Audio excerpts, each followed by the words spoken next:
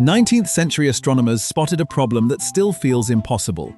If the universe were infinite, eternal, and packed with stars, the whole sky should glow like a giant lampshade. Instead, most of it is black. In the next few minutes, that darkness is going to make perfect sense. The obvious answer is distance. Stars are so far away, they fade. That part is true. A star twice as far away looks 4 times dimmer. But here's the trap. A shell of space twice as wide can hold about 4 times as many stars. The math cancels. Keep stacking bigger and bigger shells around Earth, and an old, unchanging universe should still light up every patch of sky. So distance is not the escape hatch. Then what is? Here is the part that changes the picture. Looking farther into space is also looking backward in time, because light does not travel instantly. It moves incredibly fast, but it still needs time to cross the gap. So a star can exist and still contribute exactly 0 light to tonight's sky if its photons have not reached us yet. In other words, darkness can simply mean message not delivered. Which raises the next question: how much time has light actually had? At 299,792 kilometers per second, light feels basically instant on human scales. It could circle Earth about 7.5 times in 1 second. But space is so huge that even light starts to look slow. Moonlight takes about 1.3 seconds to get here. Sunlight takes about 8 minutes and 20 seconds. Push farther out, and every object becomes a time capsule. The sky is not a live feed, it is a pile of old messages, and that makes the dark gaps start to look very different. Think of the universe as a giant mailbox, and every photon as a postcard stamped with the moment it left. The moon mailed its card about 1.3 seconds ago. The sun mailed one a little over 8 minutes ago. Nearby stars mailed theirs years ago. Distant galaxies mailed theirs billions of years ago. So those black patches are not automatically empty. Some are just addresses with mail still on the way, because the route is longer than the time available. And that leads to the number that matters most. And here is the number that breaks the paradox wide open: 13.8 billion years. That is roughly how long our universe has been around. So there simply has not been an infinite amount of time for starlight to pile up from every direction.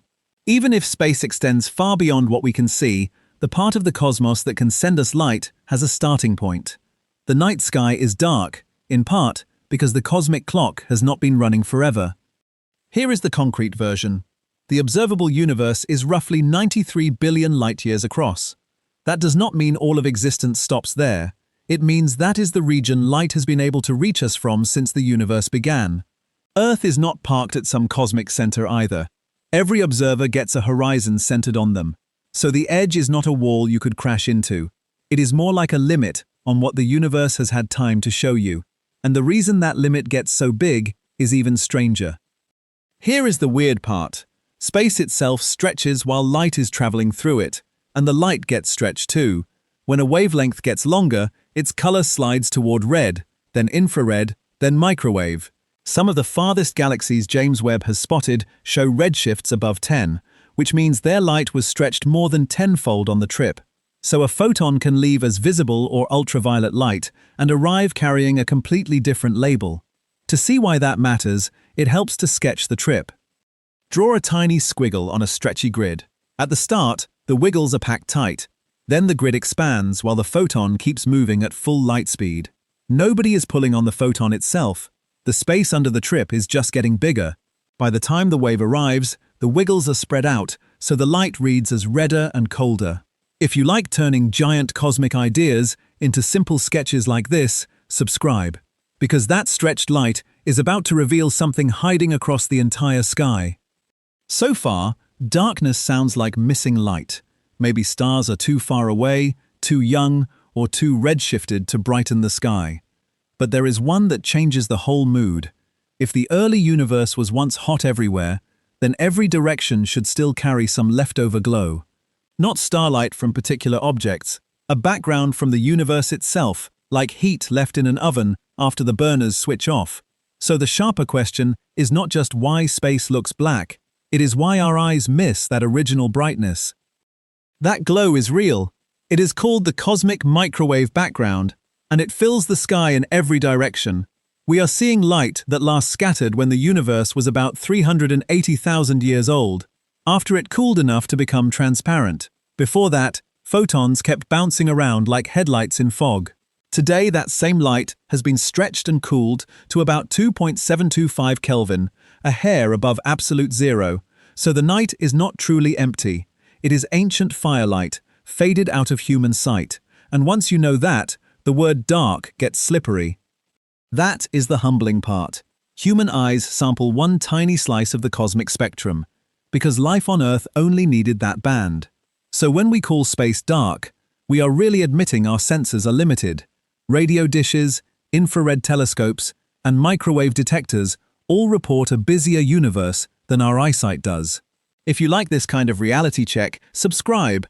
And which blows your mind more, that the sky has a horizon or that it is glowing in microwaves right now? Either way, dark no longer means empty. It means the question itself just changed. Here is the weird flip.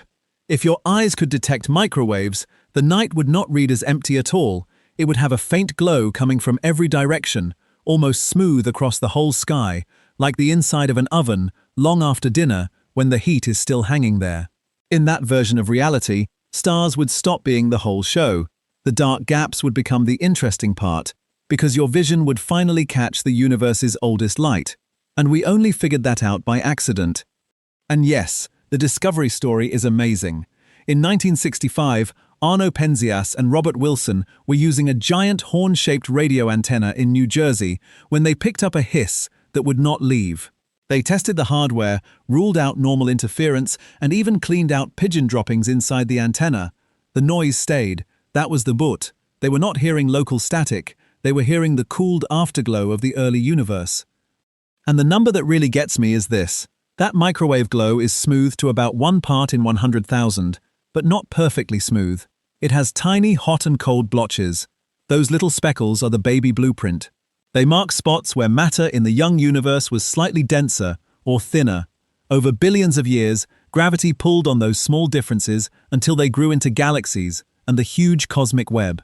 The largest structures started as almost invisible wrinkles. So now the puzzle pieces finally click. In an eternal, unchanging universe, every line you draw into space would eventually hit a star, and the whole sky would shine like a wall of light.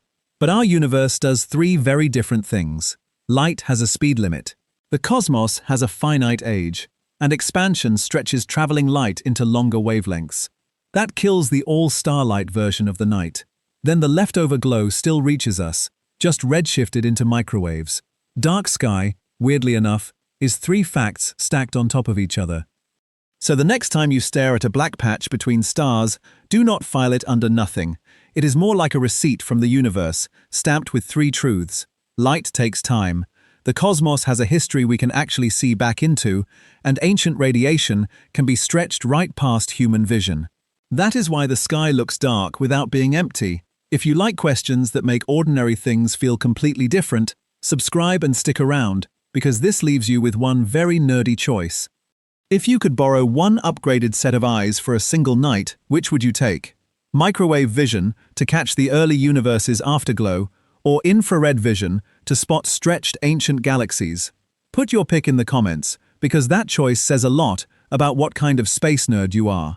And if this changed how the dark feels, subscribe for the next sketch.